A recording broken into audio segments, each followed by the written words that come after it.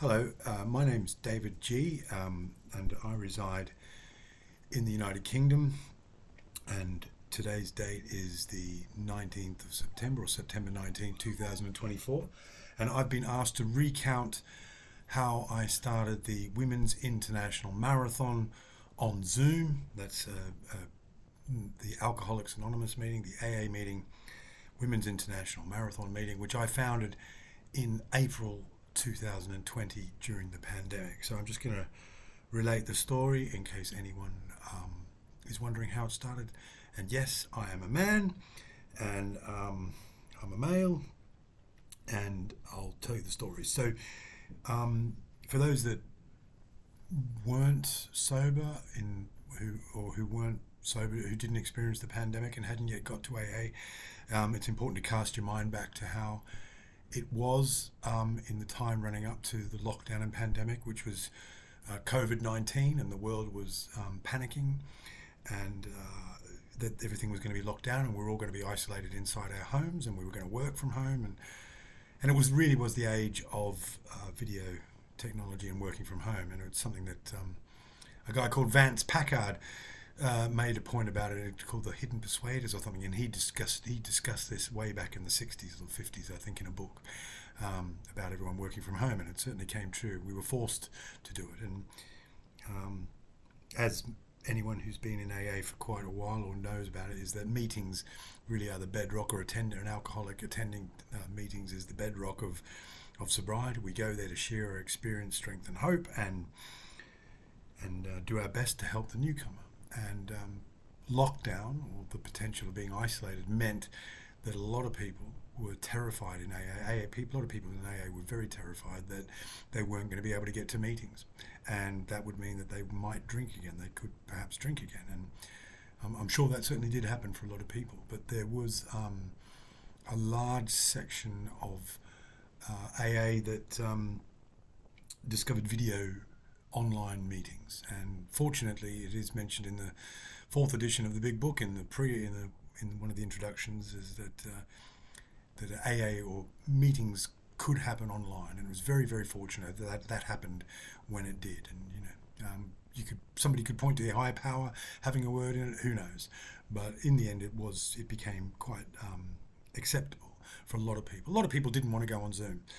They didn't feel it, they couldn't warm to a computer, and I get that, and that's their problem. But and I threw myself into. I'd been through a bit of an emotional turmoil in 2019, some family, personal problems, and I'd been sober quite a while. I'd been sober 17, 18 years then, and there'd been a lot of stuff that had happened in my life. And as lockdown came, I thought it was the final straw. I'd been sober a long time, and good things. The promises weren't coming true. Unfortunately, or fortunately, I had a good sponsor who said that I should get into service. So I'd heard about this Zoom thing happening, and so I decided to start a Facebook page, which is called AA Zoom Global Lists, and I met a lot of people who wanted to share their Zoom details, and as of today, it's got about 70,000 members who still regularly use it. So it's obviously not as busy as it was during the pandemic, because there was like hundreds of meetings getting posted every day on this.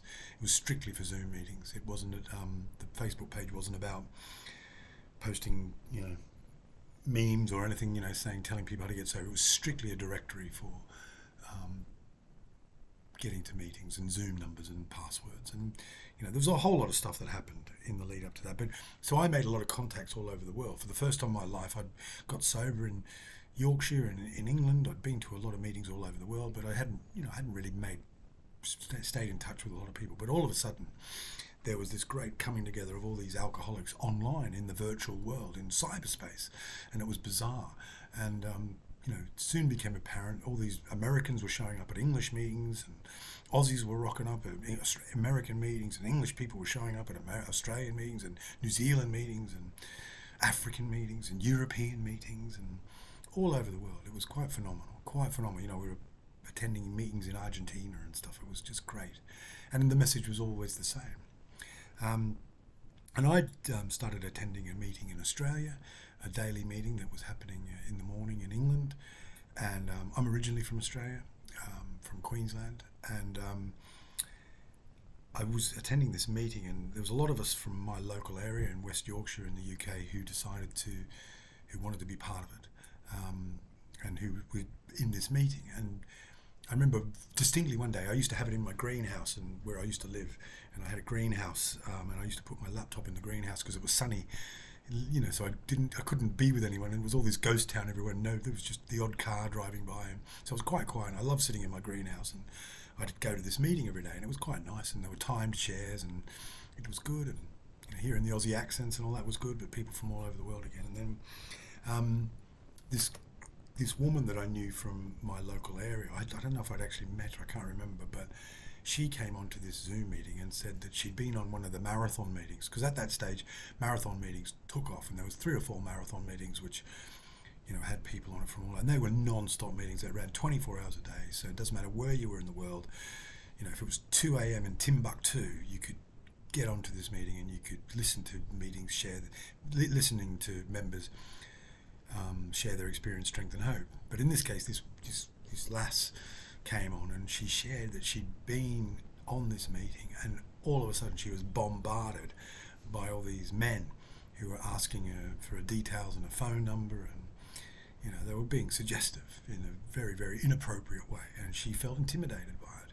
And I don't know, I was on a roll from the Facebook page, and I thought, maybe I could do something about this. So I'd heard on the grapevine that New York Intergroup were offering out Zoom meetings, because it was all hands on deck, and everyone was, there was a real spirit of camaraderie, and everyone was doing what they needed to do. And I think New York Intergroup played a blinder, and they were financing a lot of Zoom meetings.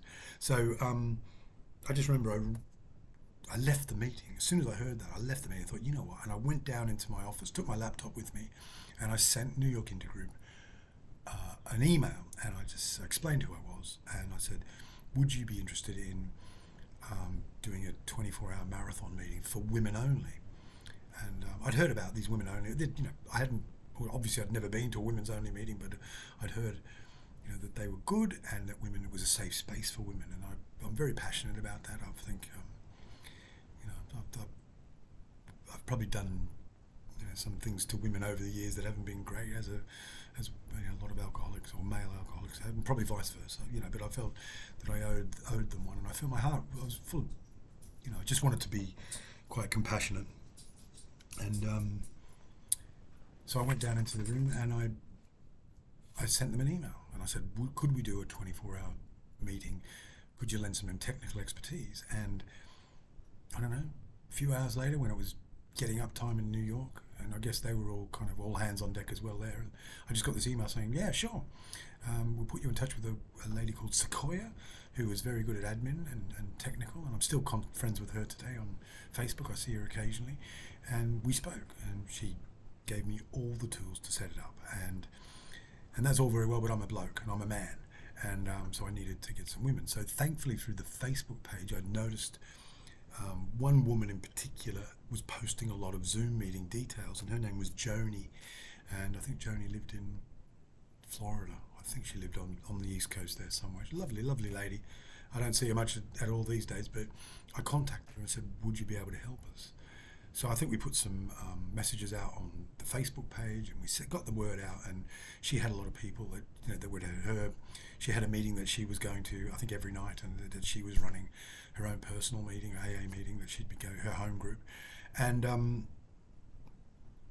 she agreed to set it up. So we spoke, and we did there was a lot of logistics getting it involved, and when it would start, and organising the rota of people chairing, and it would be a new meeting. We've decided it would be a new meeting every day, and I said, well, and I think we'll call it the Women's International Marathon. And I like the Women's International Marathon because it stood for WIM, W-I-M, which was easy to remember. I work in marketing and advertising amongst many other things that I've done in my life, but I thought it was a really easy, nice, marketable name, Women's International Marathon, WIM, and it happened. And I remember, I think it happened late at night, but obviously I couldn't go because I'm a man, and I got the feedback, that it went well. I think there was something like 11 people were there at one stage, and it kept on going, and then, I'd heard the next few hours there were 4 or 5 people there, and 8 or 9, and it grew, and then it went, and sort of I did a whole lot of flyers for them that were going on the Facebook page, and I know, and then she got a lady from Melbourne in Australia called Rachel, who I don't think she's involved as much anymore, but she got involved and she did a lot of and really organising a marathon that's non-stop. And as I say, right now it's September 2024, and this meeting has still been going non-stop since April 2020, and it grew, and they started doing lots of conventions and stuff to spread the word, and it started being posted on AA pages all over the world, and it went big, and it's become very popular. It's still running to this day, as far as I know. Like I obviously haven't been involved, and I think it was made clear to me that I as a man I couldn't be involved, and I get that, and it was very hard for me as somebody to let that go, because it's all about me, I guess, but either way. And I haven't thought about it in quite a while, but it's been, been made mention to me that maybe I should set the record straight in terms of how it's been done. But I'm very, very happy that it's still running now. WIM is still running now, and it's still going, and long may it continue, because I know for a fact, I've heard stories about it that's helping people in very isolated places, in Africa, in Europe, in South America, in North America, in Alaska, Northern Europe, Australia, New Zealand, Tasmania, all over the world, that people are who probably can't get to meetings for one reason or another, and that could be because of spousal abuse as well, and that they don't want to know and they're just listening in, But I'm very passionate that there should be a safe space for women to share in meetings, because I know that it's not always the case. It's not always the case in this day and age, that there's still a lot of men who were born with privilege, and who were born and educated in such a way that they feel that they can be judgmental, or they can speak about things that they're probably not appropriate, and so I'm just very glad, and I'm proud that I played a role in it, but I've had nothing to do with the running of it, but I know that the people that are still running it are just absolutely doing doing an amazing job, and so I'm so glad that it continues on, and so yeah, if you've never been on the WIM meeting, I'll put the Zoom. I'm sure you have. There'll be a lot of people who have never been on it, or there'll be people that have been on it. But I'll just give you the Zoom numbers. I'll probably put it under the link under this meeting, as I said. So it's the Zoom ID. I should know this off by heart. The Zoom ID is 928 9414 8568, and the password is Bill W, capital B, IL, small w, and please go along and see it, and I hope you're all well, and keep it simple, and don't have a drink, don't have that first drink, and keep coming back one day at a time. So good luck. Thank you very much. Cheers. This is David G on the 19th of September 2024 from Bradford in England, United Kingdom. Adios.